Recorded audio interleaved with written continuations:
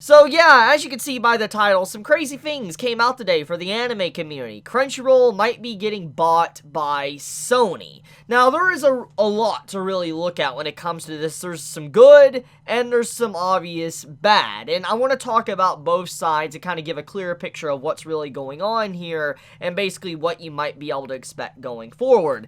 So, it's kind of been hinted at for a while now, for a few months now. I remember making a post on Twitter, basically saying that it's likely that Sony might buy Crunchyroll, because at&t, that owns Crunchyroll, was looking to sell Crunchyroll. It was looking to sell it for like a certain high price of like, let's say $1 billion, and obviously Sony kind of took an interest in this overall ordeal, because Sony owns Funimation, FYI. If you're unaware of that, literally the entirety of Funimation is owned by Sony. So it would make a lot of sense why Sony would want to kind of sink their teeth in more anime content, which would be Crunchyroll. Because Crunchyroll, when we really think about it, is a direct competitor to Funimation, at least Sony's lineup of anime when it releases new series to the public with, you know, streaming services, etc. So if they could get their hands on Crunchyroll, they would be able to expand their catalog, but on top of that, they wouldn't really have anyone to compete with as much anymore, because you have other competitors like Netflix,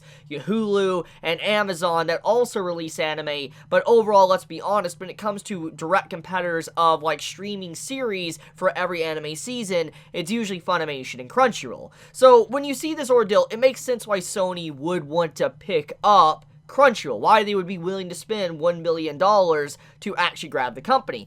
However, even though this does sound obviously nice because of some of the benefits when you think about it, number one, you're not going to have to buy multiple streaming services. Like, if you have access to Crunchyroll and Funimation, you're able to actually use these services, you know, you obviously have to pay for two separate streaming services to watch the full catalog of anime. And if Sony does, you know, if they do buy this, they go through with this buy, that would mean that all the stuff that's probably on Crunchyroll would be on Funimation and vice versa. Most likely both sites would share their catalog. And this does seem like a win-win for the consumer. It seems like a win for just watching content, being able to get more anime without having to spend more money. That does seem good in the grand scheme of things. I 100% agree with that. It's a really good thing. It's why I loved a long time ago, many years back, when Funimation and Crunchyroll had their partnership. There was a partnership a while back when Dragon Ball Super was coming out that Crunchyroll and Funimation literally was sharing shows with each other. But then eventually Sony bought Funimation, and eventually the overall connection with Sony and, you know, Crunchyroll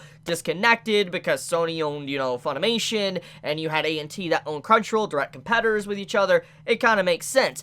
But now that we're at this point, it seems like that partnership might be able to be rekindled, but there's other things to consider about this. Number one, we gotta look at this. When it comes to companies making content, the best thing about this is to have rivals, to have competitors that is able to force you to innovate and do something different, something that draws more attention, and it forces you to change. It forces it to where you need to figure out a way to attract more viewers and make your service a lot better. But you see, if you own a monopoly of a said service, that means you no longer really have to worry about innovation. You no longer have to worry about fixing and correcting problems that's been a problem with your service for a very long time if you own the entirety of the platform. So you get what I'm saying is monopolies are very scary. It's an extremely scary thing, because it means that regardless if you dislike the, let's say, Funimation and Sony, you know, owning Crunchyroll, but all of it's on there, if their service is bad and you don't like the way their web browser is or whatever,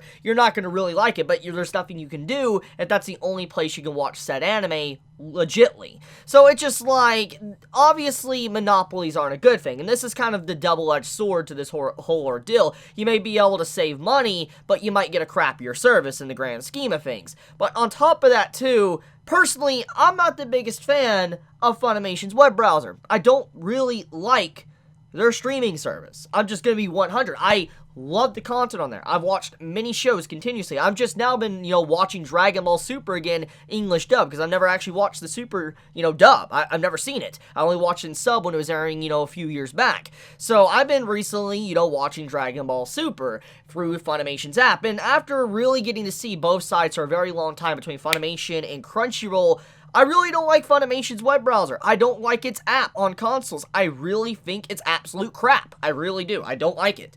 But when I look at Crunchyroll, there's obviously problems with its app. Oh, 100% there's a lot of problems I have with it too. But I feel like it's more responsive in recent years. It used to have a lot more problems, but it's more responsive. And so, if Crunchyroll is getting bought by Sony, and all the catalog from Crunchyroll might be getting added to Funimation, Crunchyroll might actually cease to exist. It might be completely shut down, and all the employees and everything working over there might be forced to move over to Funimation and work on there. So, it's kind of scary, honestly, because if there is no innovation, if there's no rival to compete with, they don't need to really upgrade the crappy service they already have with Funimation, in my personal opinion. So that's kind of what I'm trying to say here, is that this is a little bit scary to a certain degree. It is good, but it's also bad.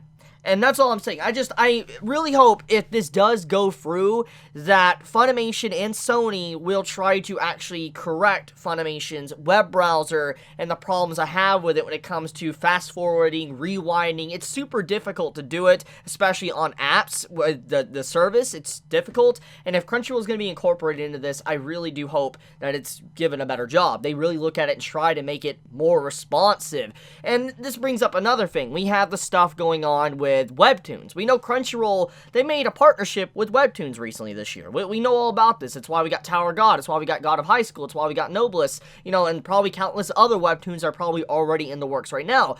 But with them getting bought, it does make me wonder how long that partnership with Webtoons is going to stand. Is that going to be carried over to Funimation and Sony? Or is it going to be completely put on the chopping block and that partnership is going to come to a close? I'm really curious about that, because, like, even though I know many might disagree with some of the quality of some Webtoons that got animated so far, it's still a good step in the right direction for new stuff. For instance, Webtoons getting animated. It's definitely a great thing for everyone. And just seeing the fact that that deal was with Crunchyroll, I wonder if it will be affiliated with Funimation now, or if they're just going to axe it, get rid of it completely. Who knows? And then also we got the stuff with Toonami as well. I mean, Toonami had like a partnership with Crunchyroll, so it's just like, what's going to happen with that partnership with Toonami and Crunchyroll? Is Funimation going to grab that partnership, or is it going to be something else? You know, it's a lot really to consider. So just overall, I'm very skeptical about this whole thing. I do think, in the grand scheme of things, it will save people money, but we might get a worse service from it. We'll see. I could be wrong. Maybe, you know, because of this move, Sony really will make a good platform and really force Funimation's app and even fix certain problems with Crunchyroll's app and keep them separate, or merge them all into one thing, kind of like Verve is. We'll see. But I just wanted to bring this to everybody's attention, what's going on. There seems to be a shift going on now in the anime community, and it's a very weird direction now. I wonder where it's going to go, because now Sony's kind of got like a monopoly on the entirety of the anime industry, technically, when it comes to streaming services in the States. But I'll leave it at that. I love you guys. You have a wonderful day or night wherever you live. If you enjoy my content, please subscribe. If you like this video, please leave a like. And with that, Chibi out.